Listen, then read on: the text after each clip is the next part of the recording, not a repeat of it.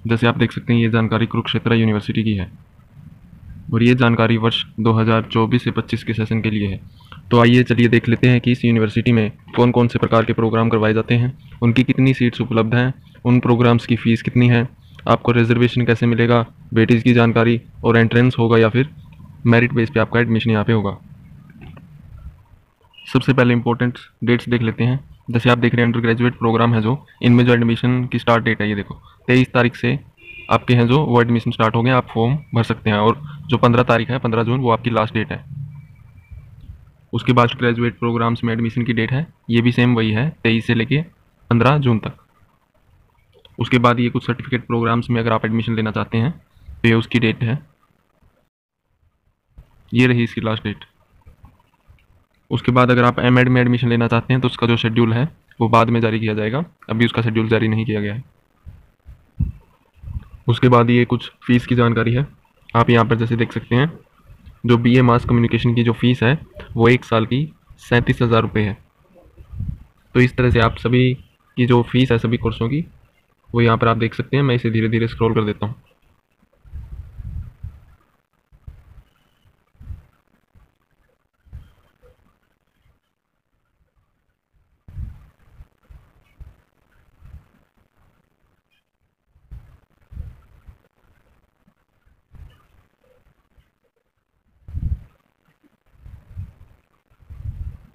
उसके बाद ये बीटेक की फ़ीस है।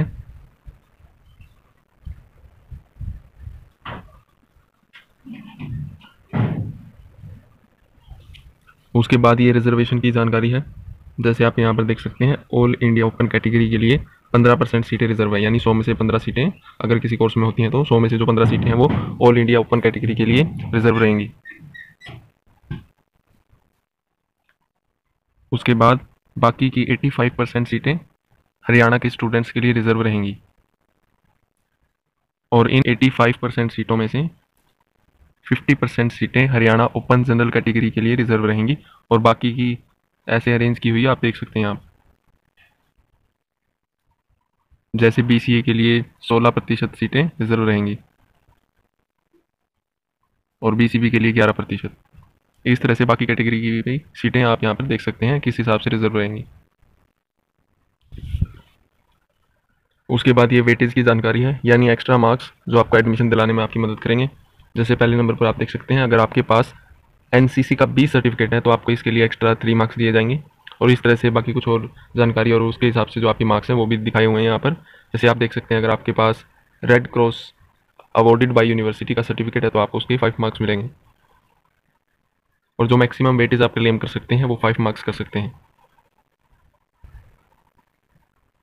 और BPED और MPED यानी बैचलर इन प्राइमरी एजुकेशन और मास्टर्स इन प्राइमरी एजुकेशन में अगर आप एडमिशन लेना चाहते हैं तो उसके लिए जो वेटेज है वो अलग है।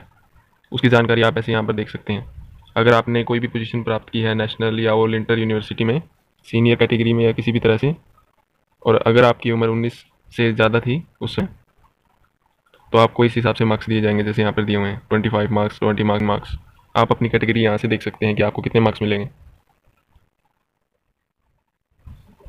उसके बाद ये आपके एंट्रेंस टेस्ट की जानकारी है, जिसके हिसाब से आपका एडमिशन होगा। जैसे आप यहाँ पर देख सकते हैं, ये entrance test undergraduate programs के लिए है। जैसे पहले नंबर पर आप देख सकते हैं, आपको जो एंट्रेंस टेस्ट होगा वो 100 मार्क्स का होगा, और इसकी जो ड्यूरेशन होगी 1 आवर की होगी, और ये एंट्रेंस टेस्ट +2 लेवल का होगा। इस तरह से बाकी सभी कोर्सों के एंट्रेंस एग्ज़ाम की जानकारी भी यहाँ पर दी हुई है। इसके बाद ये पोस्ट ग्रेजुएट प्रोग्राम्स का एंट्रेंस टेस्ट है, इसकी जानकारी भी आप यहाँ पर देख सकते हैं।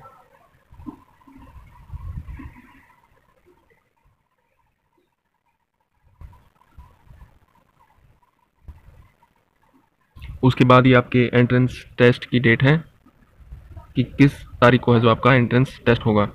जैसे आप देख सकते हैं यहाँ पर, MA फ़िलोसफी में अगर किसी को एडमिशन लेना है तो उसको यूनिवर्सिटी में पहले एंट्रेंस टेस्ट देना होगा, जो कि 21 जून को होगा। और यहाँ पे एंट्रेंस टेस्ट की टाइमिंग भी दी हुई है 10 AM।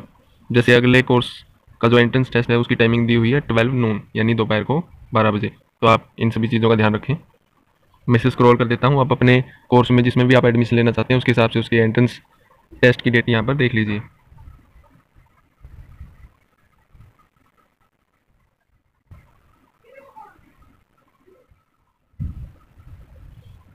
उसके बाद ये प्रोग्राम्स में एडमिशन की जानकारी है कि कौन से प्रोग्राम में कितनी सीटें उपलब्ध हैं और वो भी कैटेगरी वाइज, और उस प्रोग्राम में एडमिशन लेने के लिए क्या एलिजिबिलिटी है। जैसे पहले नंबर पर आप देख सकते हैं एमए इंग्लिश में अगर आप एडमिशन लेना चाहते हैं तो आपने BA in English with 45% marks करी होनी चाहिए, या फिर कोई और बैचलर डिग्री जिसमें आपके 50% मार्क्स होने चाहिए और 45% marks in subject of English होने चाहिए।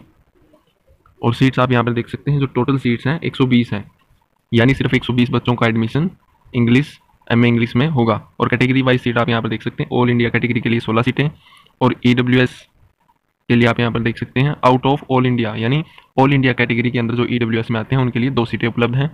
और ये हरियाणा जनरल कैटेगरी के लिए 47 सीटें, और हरियाणा में जो ईडब्ल्यूएस में आते हैं उनके लिए 5 सीटें, और एससी के लिए 10 सीटें, और बीसीए के लिए 16 सीटें, बीसीबी के लिए 11 सीटें, और डीए के लिए 3 सीटें। इस तरह से सीटों को अरेंज किया गया है। सभी कोर्सों की सीटों की जानकारी यहाँ पर है। ये